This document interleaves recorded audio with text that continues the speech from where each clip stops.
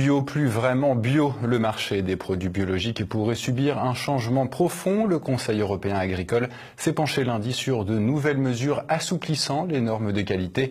Les ministres européens de l'agriculture se sont réunis à Bruxelles afin d'étudier la question.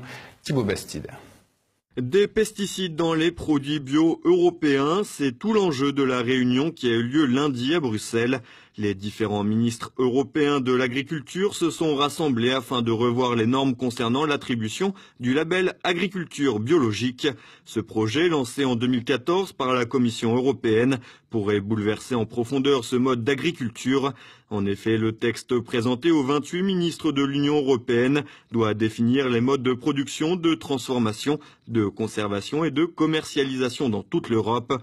Un texte qui pourrait mettre fin à l'avenir du bio en France dans sa forme actuelle et dont le marché connaît une croissance exponentielle.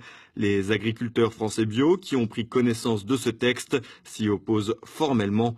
Le nouveau projet de règlement prévoit notamment que les productions contaminées par des pesticides ne seront plus forcément déclassées du label bio. Chaque État membre pourra ainsi décider du seuil de pesticides autorisés pour obtenir le précieux label. De plus, un assouplissement des contrôles est également étudié. Actuellement, 2 contrôles sont effectués chaque année et le nouveau règlement prévoit un contrôle tous les 2 ans. Des mesures qui provoquent l'inquiétude et la colère des agriculteurs français, mais qui font le bonheur des lobbies agricoles tels que Monsanto. En effet, ces sociétés qui disposent d'un large pouvoir ne peuvent que se réjouir d'une telle mesure et ont certainement joué un rôle primordial dans cette étude.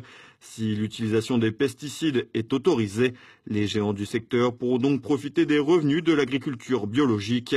En 2016, le marché du bio a connu une croissance de 22% par rapport à l'année précédente, un marché qui représente aujourd'hui 7 milliards d'euros.